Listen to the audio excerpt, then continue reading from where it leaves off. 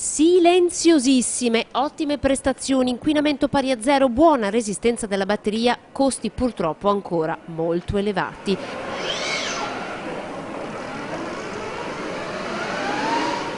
Per ora si tratta solo di un comodato d'uso, ma la Polizia Locale di Vicenza è la prima in Italia a poter utilizzare delle moto elettriche.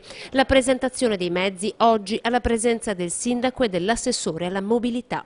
Questi mezzi non emettono polveri, non emettono gas, non emettono niente e l'energia prodotta elettrica che va dentro poi nelle batterie può essere prodotta in modo anche pulito, centrali idroelettriche, fotovoltaico eccetera, cioè ci sono modi anche da riconvertire le nostre produzioni di energia con del rinnovabile. E se Vicenza si prepara domenica ad un blocco del traffico senza precedenti, la città, lo ricordiamo, è maglia nera in Veneto insieme a Padova per superamento dei livelli di PM10.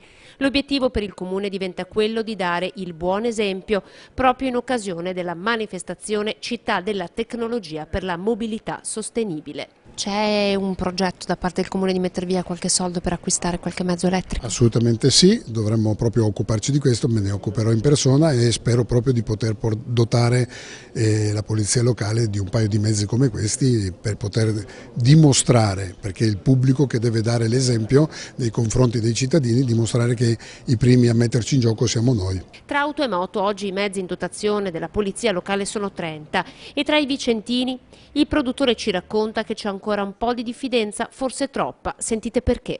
Il rumore, la mancanza di rumore o il fatto che la prestazione venga associata al rumore fa sì che ci sia proprio una barriera mentale anche solo a provarle.